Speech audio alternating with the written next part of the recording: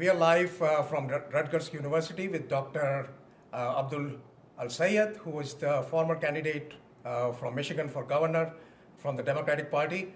So welcome here, welcome to New Jersey. Thank you for having me. Okay, now we all know that you ran for governor a couple of years ago, was it? This last cycle. Last cycle, okay. And Bernie Sanders supported you, our revolution supported you, and Justice Democratic supports you. And in Michigan, Bernie Sanders won.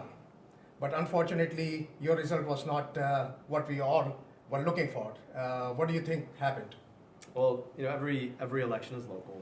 It was a three-way race. I had a third opponent who had $11.5 million to spend on my message and ended up siphoning off 17% of the vote. And you know, that's how it turned out. But we ran a robust race, earned 340,000 votes on an unapologetically progressive message, and we were able to really move the state and change the way that politics, especially democratic politics, is discussed. And so my hope is that, you know, in the next cycle and into the future, we're going to see progressives building on that message and building on that movement and moving it forward. You know, the reality of politics is it doesn't start or end with one election. It is about moving forward a conversation about how we build a more just, more equitable, more sustainable society, and my hope is that our campaign contributed to that.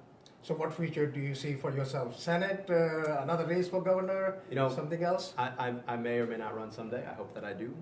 But you know, at the end of the day, my question is always, can I contribute, and can I contribute in a particular seat where my background, my expertise, and my skills are useful. And so one shouldn't force the matter. It's really about the right race finding you. So if that opens up, then I'd love to take that opportunity. And if it doesn't, then that's fine. My hope is that I continue to move forward on conversations that matter, whichever way I am. What is the future of the left wing, so to speak, of the Democratic Party that you see, or the progressive agenda and platform in the Democratic Party? Well, I think, look, the Democratic Party is having a set of conversations that are really important. I think this 2020 primary is going to be critical to that. You're already seeing many voices come up and conversations that need to be had. My hope is that we continue to have a conversation that's driven by ideals and ideas to animate those ideals, rather than driven simply by identity or simply by you know, corrupt corporate politics. And we've got a responsibility to make sure that the Democratic Party is the party in the United States that is driving for the well-being and justice for everyday people. And we cannot continue to do that so long as we're beholden to the same corporations that have dominated our economy and our politics for far too long. And so this conversation will continue.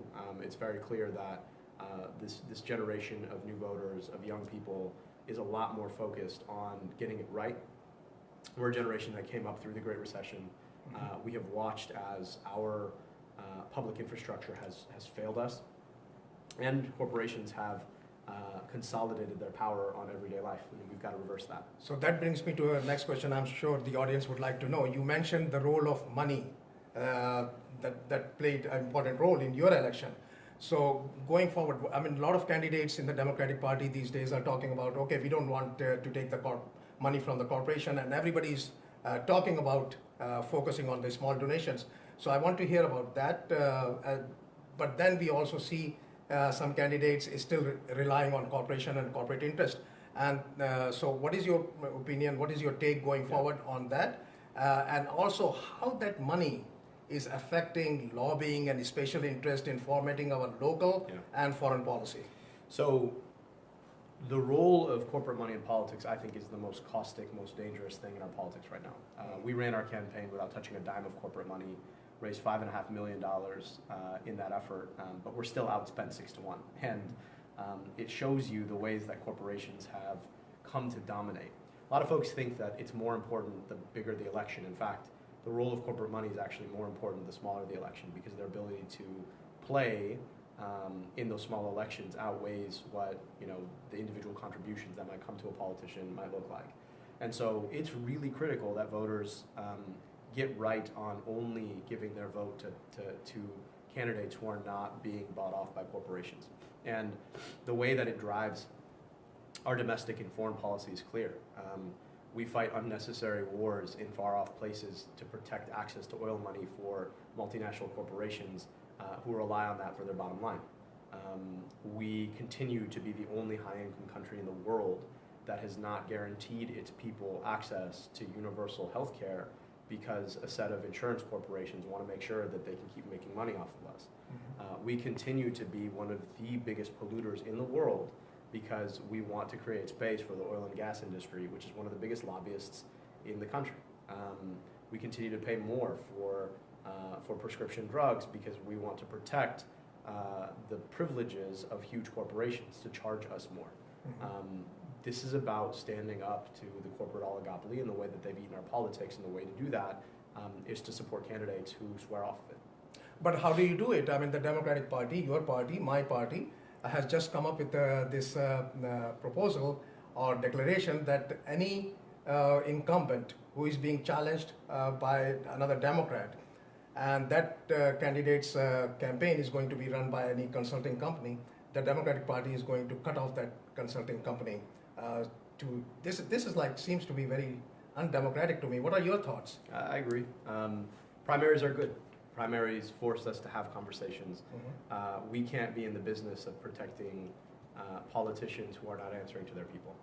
In the end, though, people vote, right? It's our choice as voters about who we elect and who we stand up for. I worry a lot that it's not the Democratic Party per se. It is the DCCC, the Democratic Congressional Campaign Committee, that has stood up on this policy, and I worry a lot that they're going to create a rift in the sand, and you're going to see consulting companies do just fine with supporting politicians who are up and coming and who are the future. Let's be clear, the most popular person in Congress right now is Alexandria Ocasio-Cortez, who ran a spirited campaign against an entrenched incumbent. So you can't stop the avalanche when it comes.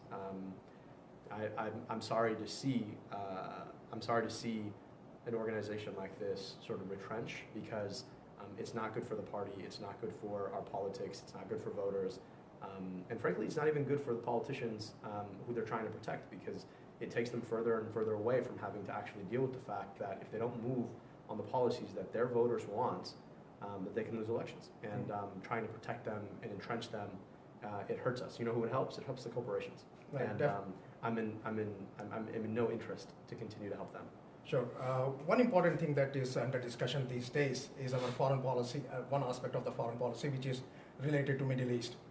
As you know, President Trump first recognized Jerusalem as the capital of Israel, and then now recently Trump administration has signaled that this is the time for Israel to annex Golan Heights.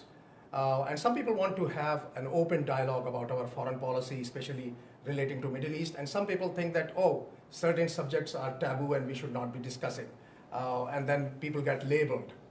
I, for one, I hate anybody being called Islamophobe. I hate anybody being called anti-Semite, because we should be able to discuss issues and politics without labels. What do you think where we are heading in the Democratic Party on debate on this subject? Well, look, I think we do have to root out Islamophobia and anti-Semitism. Both of them are real, and they hurt people. And I think we have to have a conversation that focuses in on the truth of our foreign politics without falling into either Islamophobia or anti-Semitism, and you see it being pointed out on both sides. I believe that we have a responsibility to ask ourselves whether or not it is in the United States' best interest to continue to support the militaries of foreign countries. That includes Israel, that includes Egypt, where my family is from, that includes Saudi Arabia, and whether or not our foreign policy has been designed around the best interest of the United States, or whether or not our foreign policy has been leveraged by lobbyists who have particular interests. And I think, like I told you, I worry a lot about the lobbying industrial complex, about the way that it hijacks industries, whether they be healthcare, oil and gas, and obviously with focus on climate change, and foreign policy, with a focus on war making, and the military-industrial complex, the political apparatuses that lobby on behalf of foreign governments. We have to cut their capacity to continue to do that so that we can actually make policy that is in our best interest.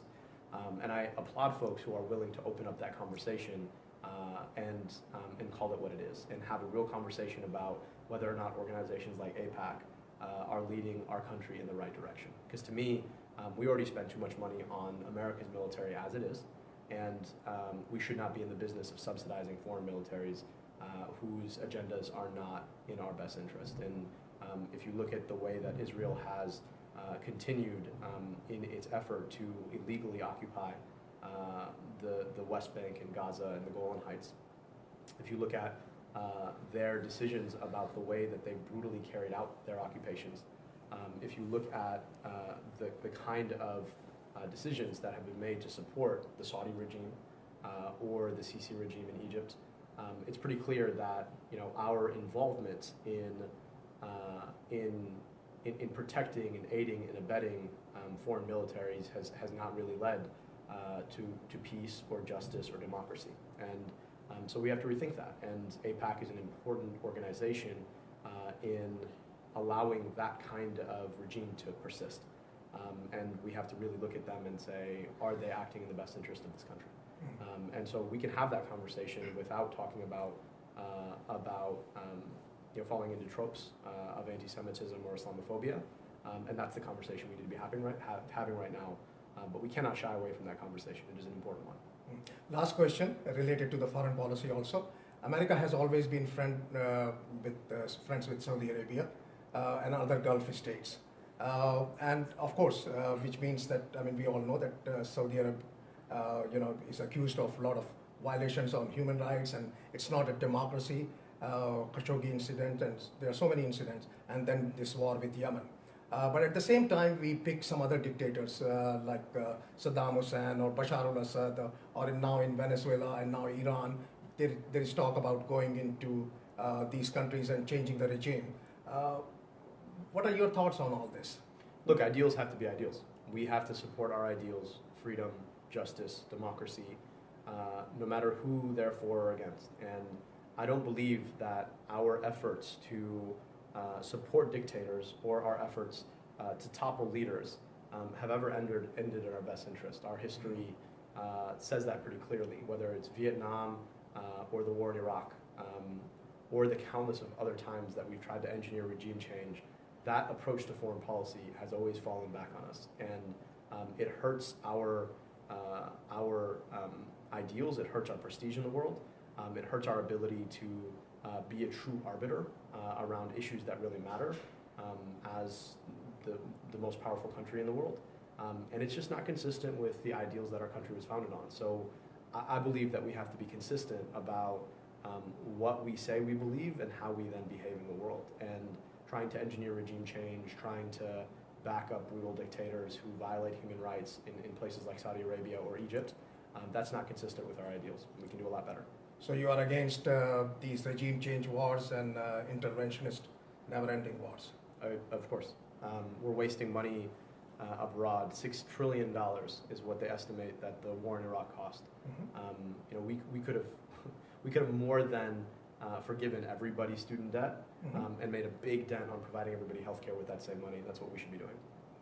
So we should be spending those resources here, right here, for the America and American people. That's right. So thank you very much. Is there anything else you want to add or message to the progressive community and the left group of the Democratic Party or Muslim Americans? We cannot ignore the fact that you're a progressive Democrat American, but you also happen to be Muslim American. So any particular message that you want to end up this interview with? We've got to stop apologizing for what we believe.